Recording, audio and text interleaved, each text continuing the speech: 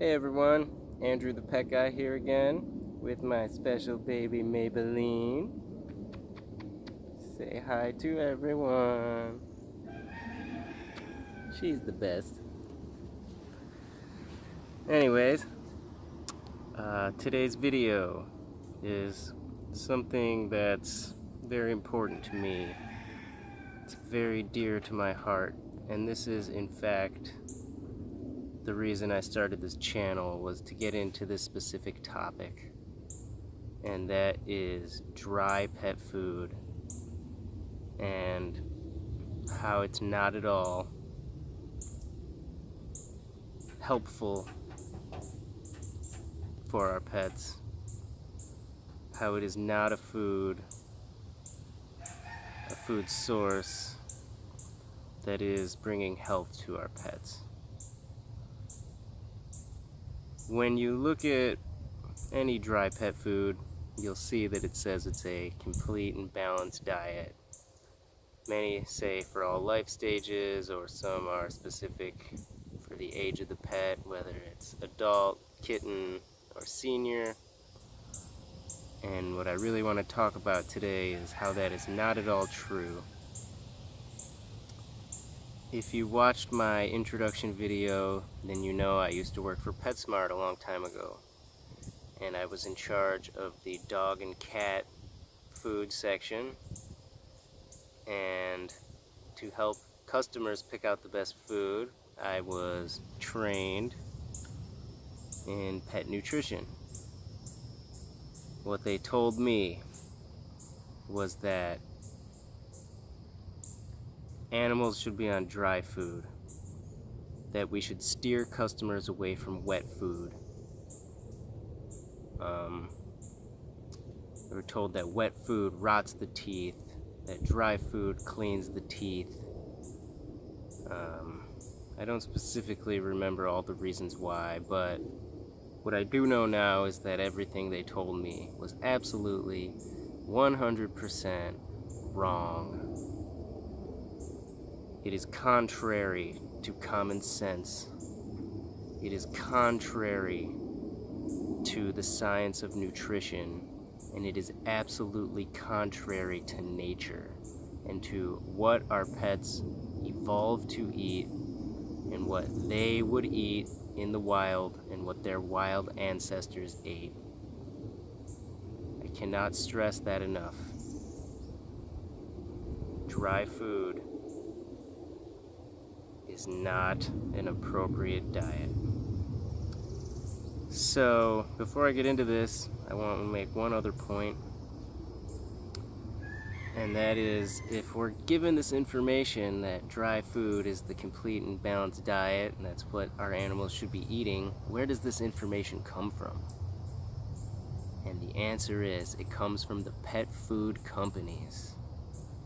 The pet food companies who are making billions of dollars a year selling this are the ones perpetrating this information.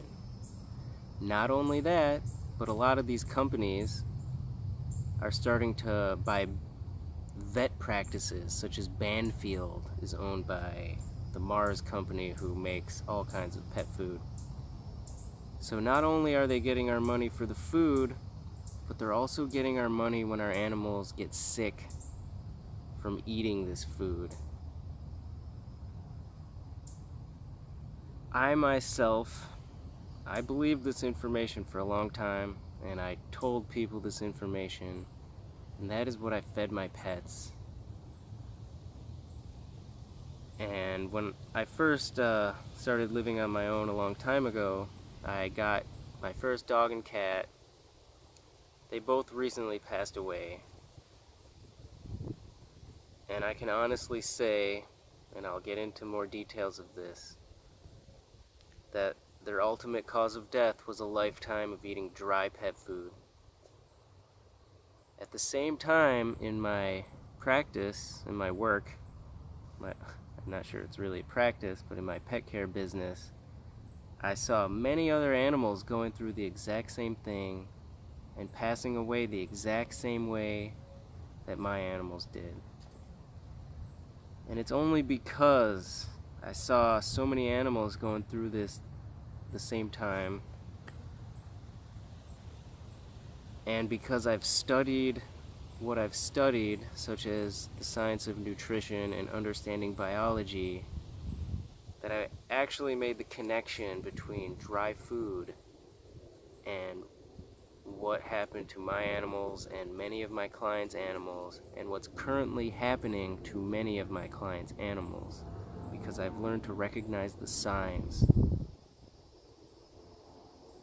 And before I get into all that, I just want to talk about dry food a little bit. Number one, if you watched my last video on dehydration, I mentioned that the food is dry. There's no water content. And these animals, if they were in the wild, just as their ancestors were, they would eat prey animals that are made up of at least 70% water, instead of the 0% in the dry pet food. And any other plant material that such a dog may forage for also has a high water content. But that's really just one of the problems with dry food. Next, that food, and I'm going to talk about how it's made a little bit here in a little bit, but that food has been cooked at a high temperature for a long period of time until it's hard and totally dry, and heat destroys nutrition. So any vitamins and minerals that were in that food have been totally denatured and destroyed. They're not there anymore. And the pet food industry knows this because they add all kinds of synthetic vitamins and minerals into the food. But what are they synthesized with? Well, they're synthesized with petrochemicals, which are themselves inherently toxic.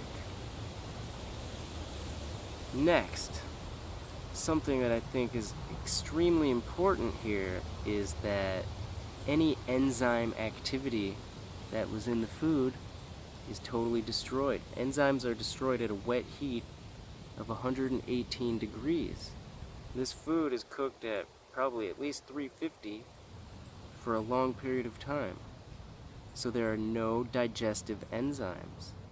That means that any enzymes have to come from our animal's body to digest the food, because it needs to be broken down. It needs to be liquefied with water before it can be digested. This food, I think we also need to talk about where the ingredients come from. Like, anyone who's health conscious knows how bad the industrial farming industry is and how unhealthy the cows or the chickens are that are kept there.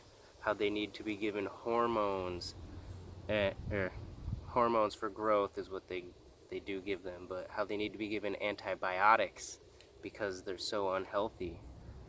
And unless you're buying organic, then the meat itself is inherently toxic in that way.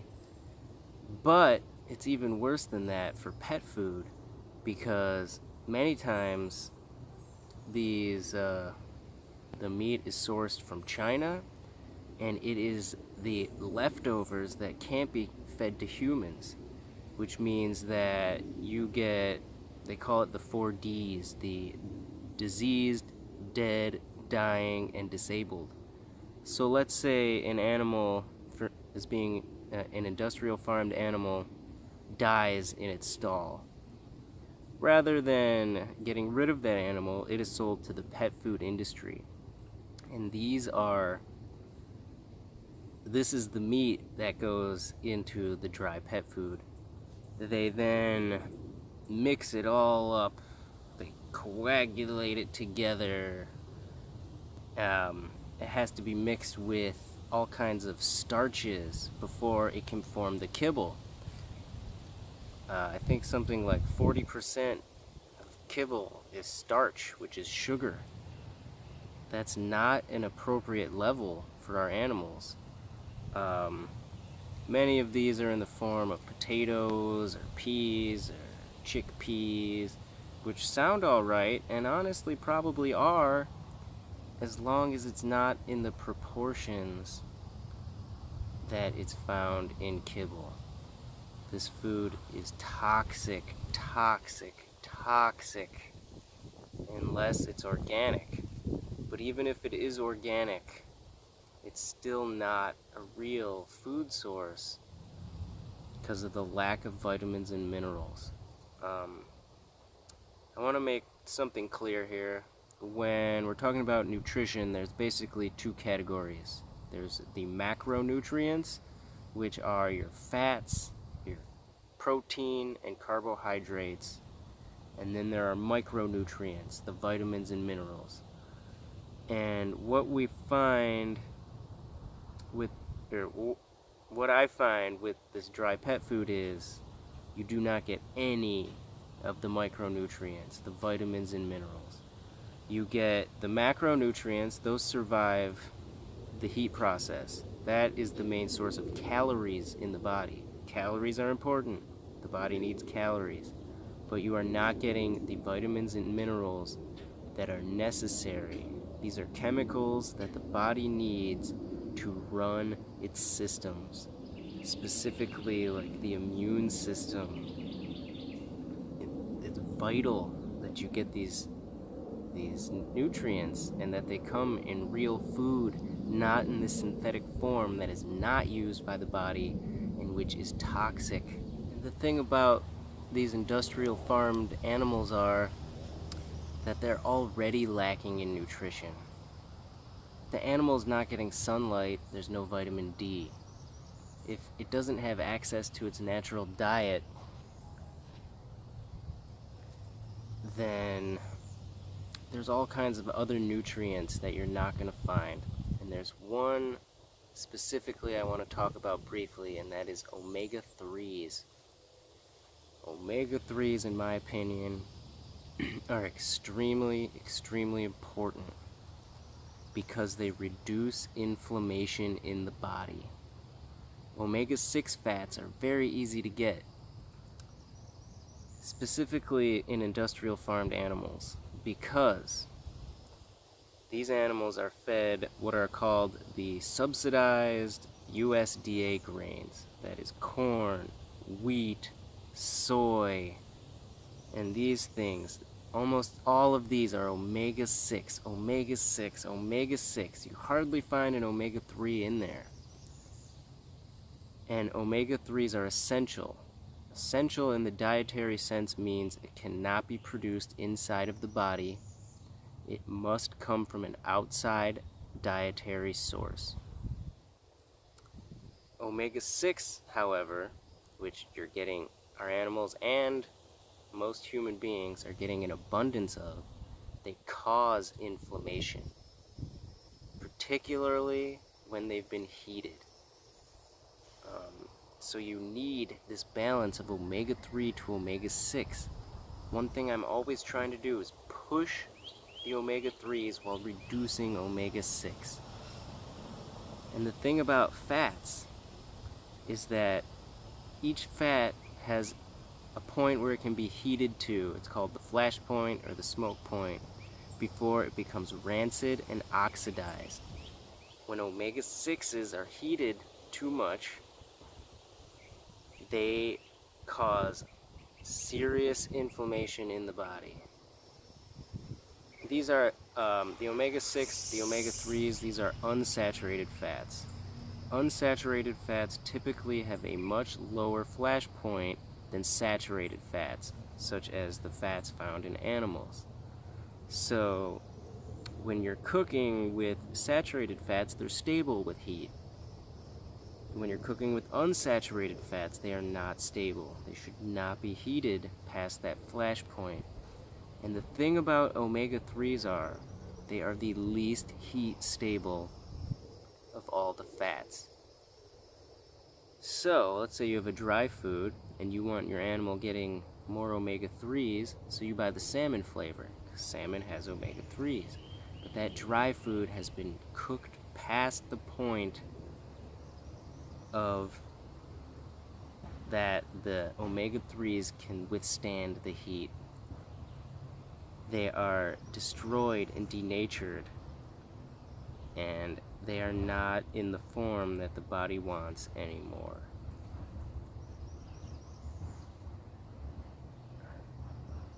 I know I'm getting a little off topic from what I really want to say about dry food. All of this aside, let's say, put all this aside right now. The thing that I've really come to realize about dry food, the thing that ultimately took the life of my beloved pets and has leading to the demise of many, many other animals I've seen, is that this dry food ultimately causes a breakdown of the digestive system. They say that the secret to health is in the gut, and this is something I've absolutely come to believe. Doesn't matter how much nutrition is in our food. What matters is how much the body can absorb, how much is bioavailable, how much can be digested. And what's happening with the dry food is it is making it so our animals cannot digest. Many, many years of using this food is causing an inability to digest.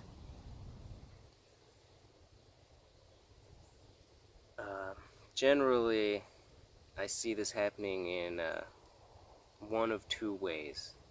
One, the animal becomes constipated and there is a backup in the system, and the animal's probably going, but it's not getting full elimination.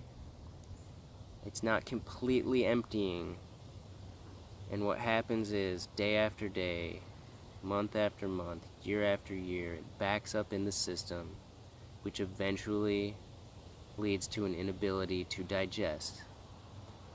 The other way this can manifest itself is through a chronic diarrhea, where the food just ends up going straight through the animal without being absorbed, and the animal is unable to digest. What happens once this occurs is that these animals begin to starve to death. Doesn't matter that you're feeding them every day, that you're feeding them multiple times a day. They will start to wither away, they will start to lose weight, and that is called starvation. They are dying from starvation, from an inability to digest, from a lifetime of eating dry food. And I talked about enzymes a little bit before. I think enzymes are just as important, if not more important, than the vitamins and minerals. And when the enzymes are destroyed, the body must use its pancreatic enzymes to digest. So one, you eat the dry food. There's no water, so the body has to pull water from other places in order to liquefy that food. Two, there's no enzymes. There's no assist in the breakdown. So the body has to rely solely on its own enzymes. And the thing is, the body has a finite source of enzymes. And when it runs out, it runs out. And I find that eventually there is a point of no return when the animal eventually begins to starve in this manner. Even if you reverse and make the changes and start adding the enzymes, that it's too late. So we need to address this before that happens. And really, we need to address it from day one when we take our animal home. We need to make sure they're eating these foods. Raw foods contain enzymes. Almost all foods contain the enzymes needed to break themselves down. And when they're cooked past a wet heat of 118 degrees, those enzymes are destroyed, and you need to get enzymes elsewhere. Many of these pet foods have, grain-free is very popular nowadays, but many people don't buy grain-free. And the food, even a lot of these vet prescription diets, the prescription diets for health issues, have corn, wheat, soy, these filler ingredients that make up a huge quantity of these foods. And the thing is, unless you're buying organic, and it's very hard to find organic pet food, and it's very expensive, but you're getting all the pesticides, and particularly these are GMO ingredients that are Roundup ready and have been sprayed with the glyphosate, the active ingredient in Roundup. These GMO foods are inflammatory. This Roundup and the glyphosate, according to the World Health Organization, is carcinogenic to our pets. But the thing about the glyphosate is it's actually also an antibiotic. It's patented as such. And the first thing it kills is the probiotic bacteria that should be in the gut of our animals. There's actually supposed to be about 10 times the number of bacteria in the gut than there are human cells in your body or animal cells in theirs. These probiotic bacteria produce digestive enzymes as well as B vitamins, so they add nutrition and they help to digest. But if you're feeding your pet food that has these grains that are not organic, that you're destroying the gut biome. Even if you're adding a probiotic supplement, they may all be getting killed by the food they're eating. All these factors together are what's causing this breakdown of the digestive system that is literally killing pets. Now, I want to be clear that this is not meant to be a complete and total condemnation of dry pet food. And I do in fact feed dry food to all of my animals so that I can more cheaply meet their caloric needs. But the one thing I will never do again is make the mistake of thinking that is a complete diet for my pets. I will never think that they are getting the vitamins and minerals they need. I will never think that they're getting the water they need or the enzymes that they need to digest. And other things need to be added with that to create a complete diet. A complete diet comes from many sources, and it's changing. It's not the same thing every day. It's not the same protein source every day. And in future videos, I'm going to talk about things I add to the dry food and what I actually feed my pets so that they do get a complete diet. Hold on. Yeah, baby. And our pets know this too, especially the dogs. If your dog doesn't want to eat its dry food, that is a huge clue that something is wrong with what you're feeding him. These are dogs. They want to eat everything. They think what the cat leaves in the litter box is a delicacy. So listen to them if they don't want to eat it, because they know. They can smell it. Something is up. Something is amiss. I have not heard anyone else talk about this. I have not heard this discussion anywhere, and that is why I started this channel. I feel so much that I let my pets down. I did not recognize this soon enough.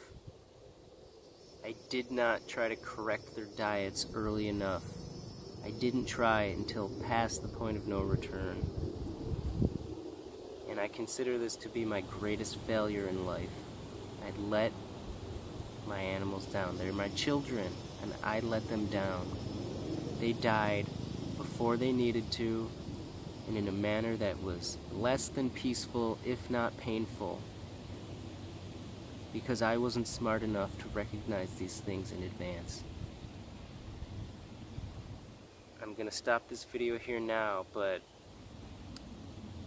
I kindly ask anyone out there who's watching to help me get this information to other people, to share this, to subscribe to my channel, to like, and to leave your comments telling me your experiences, or even if you want to argue with me, that's fine. Please leave your comments so that YouTube will recommend these videos to other people. Please pass these on to people you know who have pets. I can't think of anything else more important I could possibly be doing with my life than getting this out there. I thank you in advance. I look forward to seeing you in the next video, and all the best to you and your pets.